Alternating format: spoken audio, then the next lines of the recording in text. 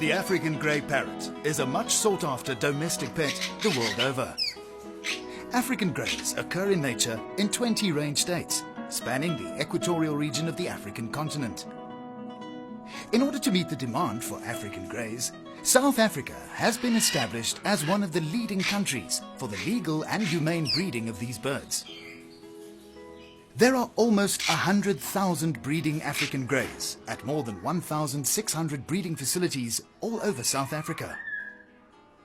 CITES, or the Convention on the International Trade in Endangered Species, is an international governmental organization established in 1975.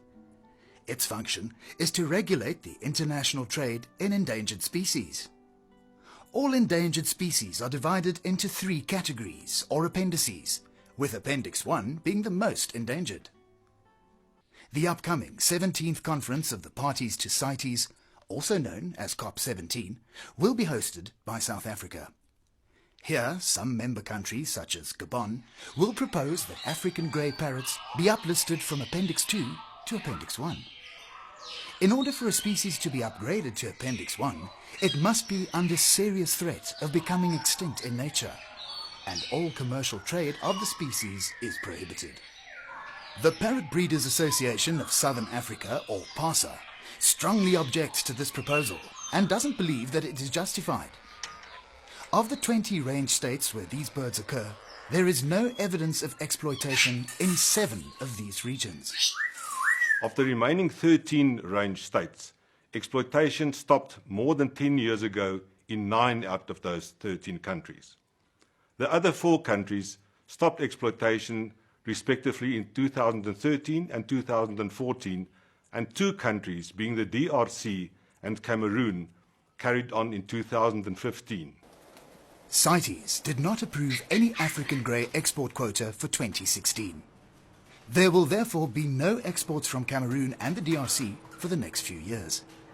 At least not until a new non-detrimental finding is presented to CITES. PASA believes this will protect the species in the wild.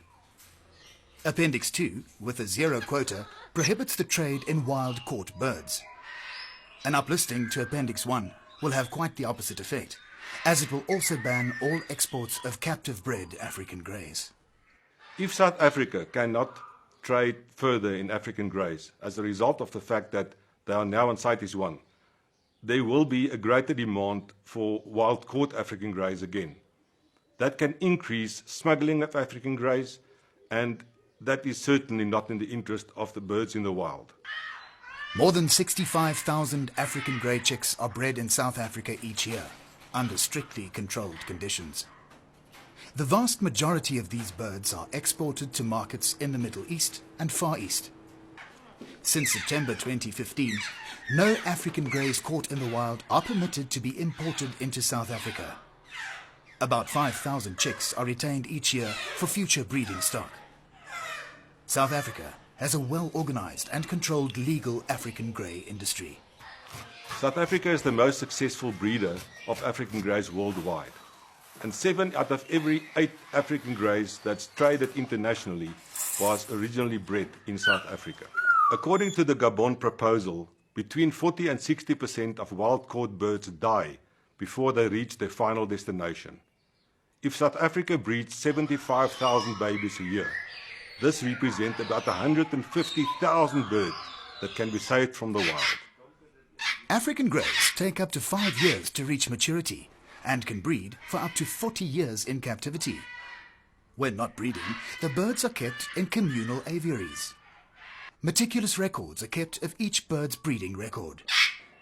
This particular pair has been breeding for me since 1995, and we normally ring the babies at the age of 14 days. Breeding pairs are allowed to naturally incubate and hatch their eggs in special breeding cages.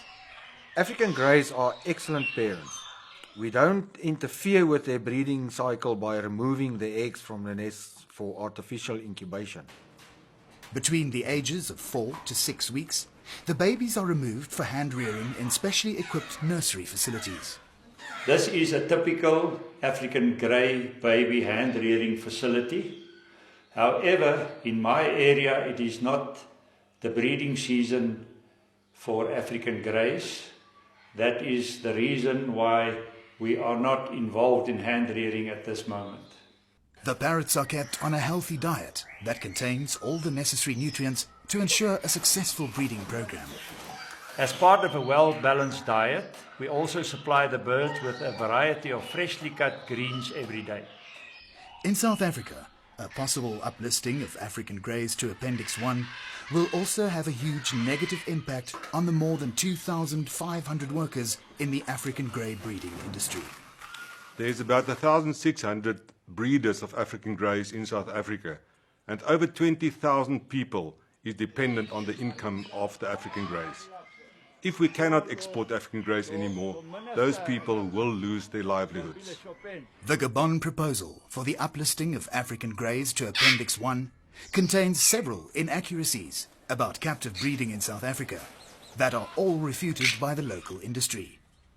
PASA strongly feels that an uplisting of African greys will not be in the interest of the wild population.